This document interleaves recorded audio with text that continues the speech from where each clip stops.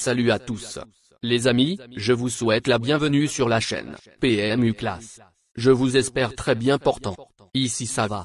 Comme d'habitude on va songer à ceux qui luttent pour la santé, prompt rétablissement à vous. Les amis, on va faire le pronostic quintet de ce mercredi. C'est à Strasbourg que se déplace la caravane du quintet plus ce mercredi avec un gros handicap réservé aux 4 ans et plus sur le parcours des 3000 mètres. Chers amis parieurs, les chevaux favoris et plus ou moins incontournables du quintet du jour. Nous avions eu aussi les avis des entraîneurs, des jockeys, et des spécialistes du PMU pour vous. Donc les amis, prenez note, et faire votre choix à la fin de vidéo. Les détails de leur performance à suivre. En tête de notre sélection quintet le numéro 8.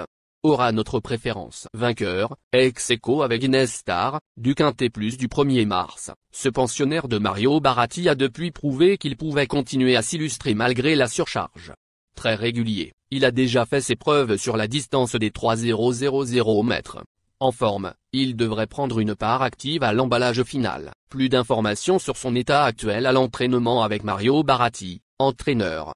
Il s'explique. Spinello, 8, est un cheval très régulier.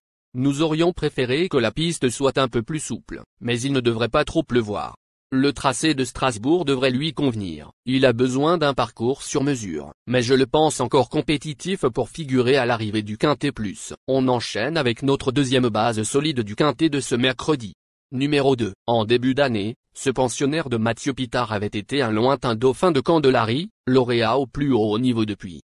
Pour son retour dans les quintets plus, il s'est honorablement comporté le 1er avril à Fontainebleau, 5e, 2e en 2023 et 6e en 2024, il devrait, une nouvelle fois, lutter pour les places. On se renseigne davantage avec Mathieu Pitard, entraîneur.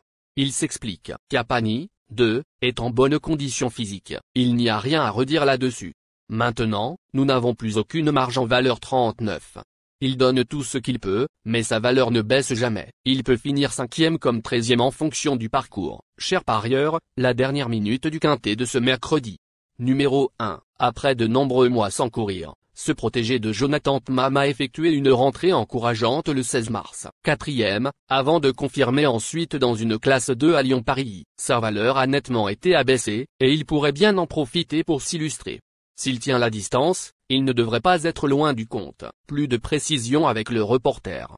Il s'explique. Roch Joyeux, 1, avait réalisé une année 2023 de toute beauté, remportant 2 quintets plus consécutifs sur 800 mètres, avant d'épingler une liste de lyonnaise. Absent plus d'un an ensuite, il a montré qu'il avait vite retrouvé ses sensations en prenant la 3e place d'une classe 2.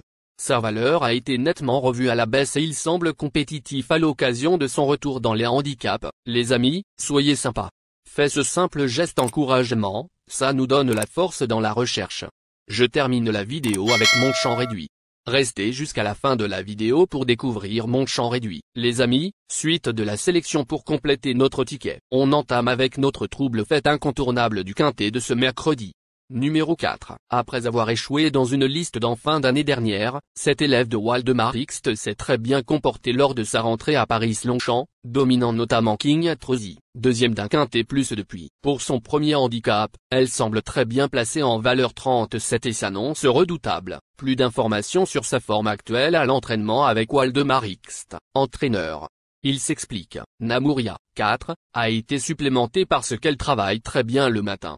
C'est une bonne jument, et la distance va parfaitement lui convenir. Je la pense capable de terminer dans les 3 premiers. Nos 2 tocards incontournables du quintet de ce mercredi. Premier tocard en forme. Numéro 16. Ce représentant du Galop Club Reims s'était classé 3e de la dernière édition en valeur 33,5 et n'évolue plus qu'en 30,5 désormais. Il vient de prouver sa forme sur plus court, mais devrait apprécier de retrouver la distance de 3,000 mètres.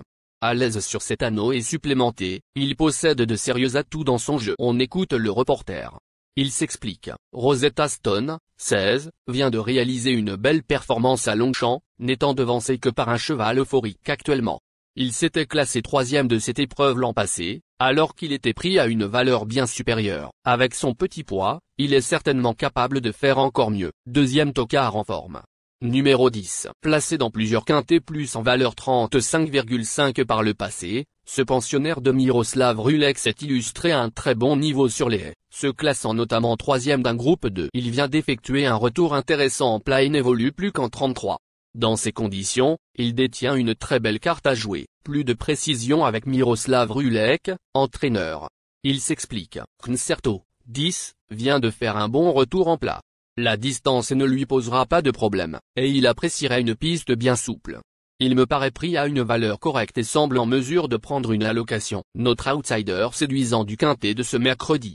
Numéro 11, troisième d'un quintet plus en début d'année. Cette représentante de l'écurie Nicolato n'a toutefois pas réussi à répéter une telle performance lors de ses sorties suivantes et a ainsi vu sa valeur abaisser de 5 livres. Jamais vu à rating aussi bas. 33, elle pourrait bien en profiter pour renouer avec les bons classements. Surprise possible. Plus de précision avec Cédric Boutin, entraîneur. Il s'explique. Orlena, 11, risque de ne pas trouver un terrain suffisamment souple pour s'exprimer à 100%.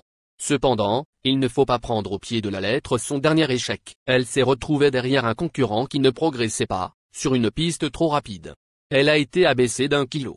Je lui mets les peaux de mouton, car elle peut parfois se montrer indolente.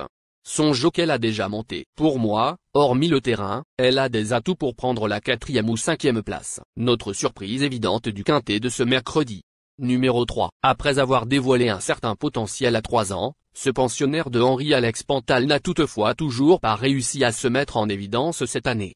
Il voit ainsi sa valeur diminuer et compte désormais 3 parcours dans les jambes. Véritable cheval de longue distance, il pourrait bien refaire parler de lui, mais doit, avant tout, rassurer. On écoute Henri-Alex Pantal, entraîneur.